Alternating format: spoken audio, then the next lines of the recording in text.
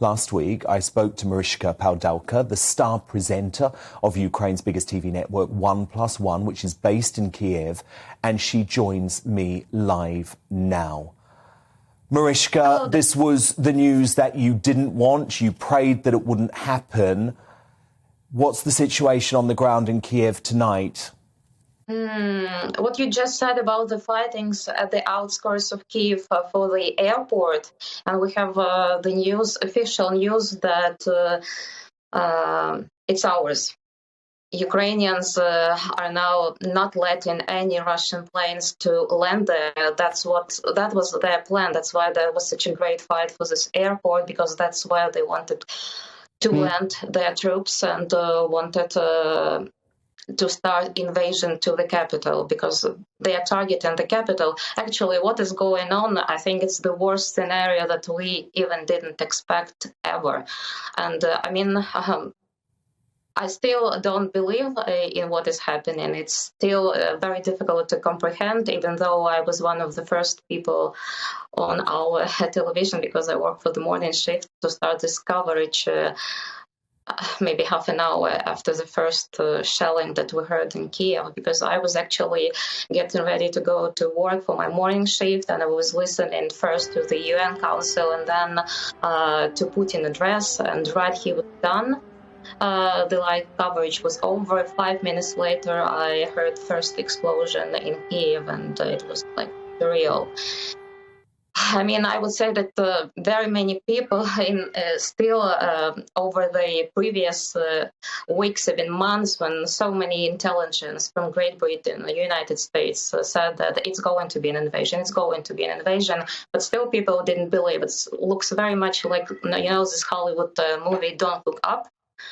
It's very much the same. But what I can say about today, it's much worse that anyone could expect from Russia, but it's much better than anyone could expect from Ukrainian army and from Ukrainian people.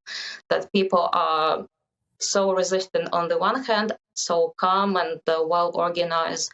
No panic. Yes, in the morning we had people joining us, celebrities, to our live coverage, trying to support each other, to say that we're here, we stay here, we're okay. But they were all crying, actually, on our live morning show.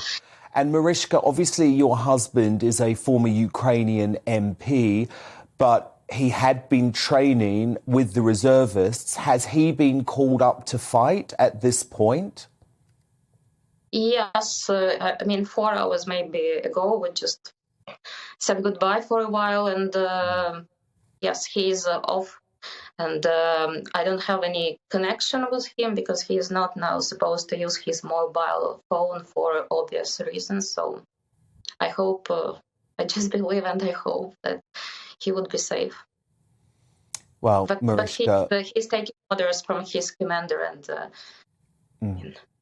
the only thing I can do at this moment is just pray.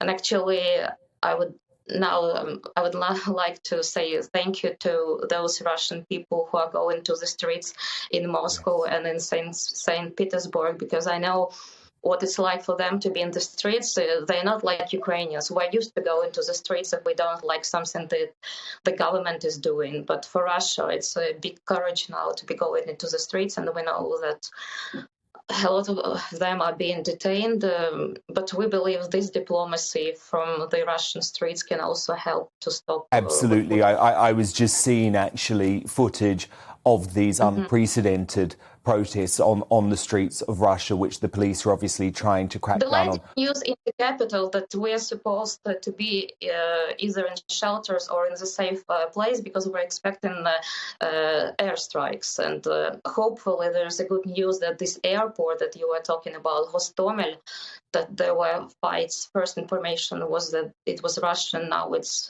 Ukrainian, and that was the biggest fight at the outskirts of Kyiv that people heard. Very positive news, and we will keep our fingers crossed. That's the best news of tonight. Marichka Padalko, keep safe. You've got a very important job, obviously, rallying your people.